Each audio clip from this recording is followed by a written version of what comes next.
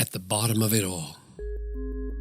In love, He predestined us for adoption to Himself as sons through Jesus Christ, according to the purpose of His will.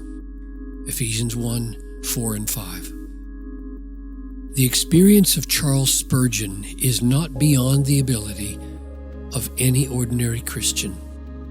Spurgeon, who lived from 1834 to 1892, was a contemporary and friend of George Mueller and Hudson Taylor. He served the Metropolitan Tabernacle in London for over 30 years as the most famous pastor of his day.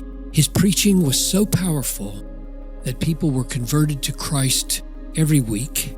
His sermons are still in print today, and he is held up by many as a model soul winner.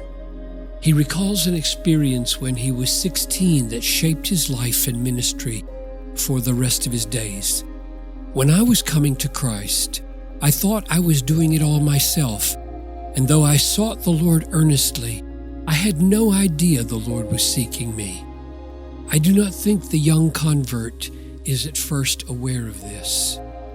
I can recall the very day and hour when I first received those truths, the doctrines of sovereign overcoming grace, in my own soul, when they were, as John Bunyan says, burnt into my heart as with a hot iron.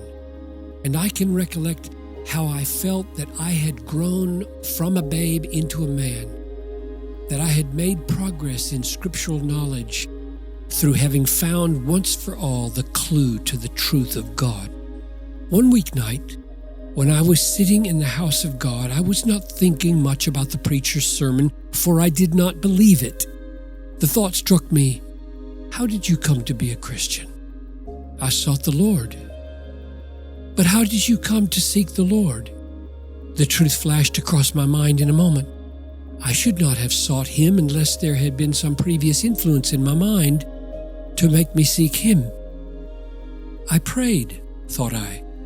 But then I asked myself, how came I to pray? I was induced to pray by reading the Scriptures. How came I to read the Scriptures? I did read them, but what led me to do so? Then, in a moment, I saw that God was at the bottom of it all, and that He was the author of my faith. And so the whole doctrine of grace opened up to me. And from that doctrine I have not departed to this day.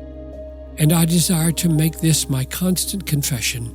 I ascribe my change wholly to God. What about you? Do you ascribe your conversion wholly to God?